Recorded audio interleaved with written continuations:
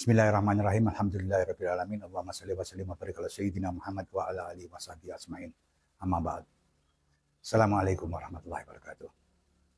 Kemarin kita bahas bahwa makanan yang masuk bisa punya pengaruh dua energi.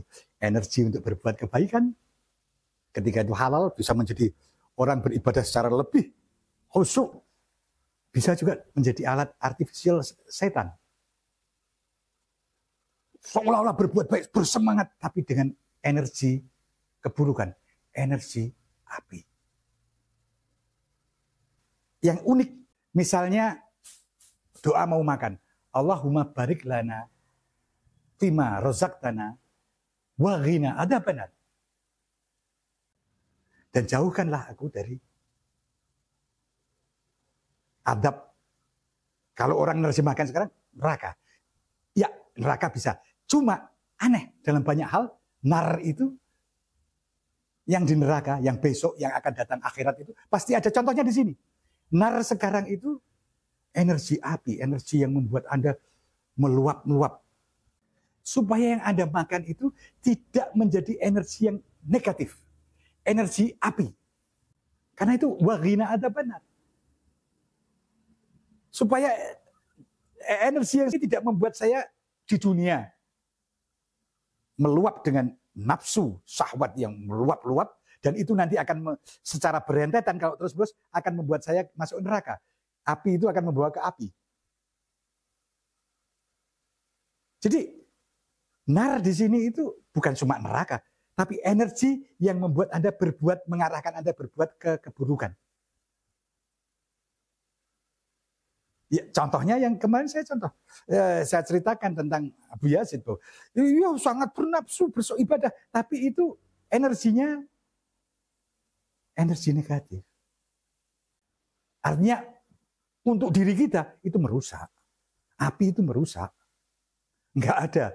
Ketika dia berlebihan, dia merusak. Api itu harus dikendalikan, sehingga kita menemukan manfaatnya. Semua itu harus dikendalikan. Banyak sekali doa-doa dalam Islam yang selalu akhirnya waghina adzabannar atau yang berkaitan dengan api. Terutama yang aneh itu, makan langsung waghina adzabannar. Karena makan bisa menciptakan energi. Energi itu bisa arah baik, arah buruk. Nah, kalau secara umum, kalau Anda berlebihan ya, israf. Makan berlebihan pun akan menciptakan energi buruk. Itu halal loh. Halal, barangnya halal, caranya halal, berlebihan. Itu nggak baik. Akan merusak. Karena ada sesuatu di situ. Kalau berlebihan berarti nafsu ikut, waktu memakan nafsu ikut berperan. Maka efeknya juga akan punya efek. Apalagi kalau barangnya haram, caranya haram, memakannya dengan berlebihan. Puasa mengajari kita untuk memakai sekadarnya. Kalau boleh memberi contoh tentang pasukan Talut waktu itu, pasukannya itu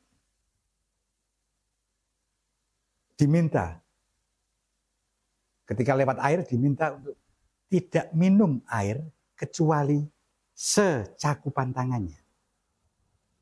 Diminum, maka itu perintah itu. Itu contoh, karena semua di Quran itu pasti contoh untuk kita. Minumlah dengan sekadarnya, sesuai tangan kamu. Tapi karena sebagian besar merasa bahwa ini air, maka haus harus saya minum sebanyaknya. Akhirnya yang mampu berangkat meneruskan perjalanan hanya yang minum hanya secakupan tangan. Sementara yang minum berlebihan tadi akhirnya berhenti di situ. Tidak bisa melanjutkan karena lemas. Jadi contoh-contoh dalam Al-Quran itu memberi kita, katakanlah, tatanan atau pedoman untuk bagaimana kita menjalani hidup. Anda di dunia jadi apapun tidak masalah. Problemnya di dalam secara sosial, kalau kita nggak kaya kita dianggap hina. Kalau kita nggak berpendudukan tinggi kita dianggap hina. Kalau kita nggak, padahal itu semua palsu. Kalau Anda harus mengorbankan jiwa Anda untuk itu, ruh Anda untuk itu. Wassalamualaikum warahmatullahi wabarakatuh.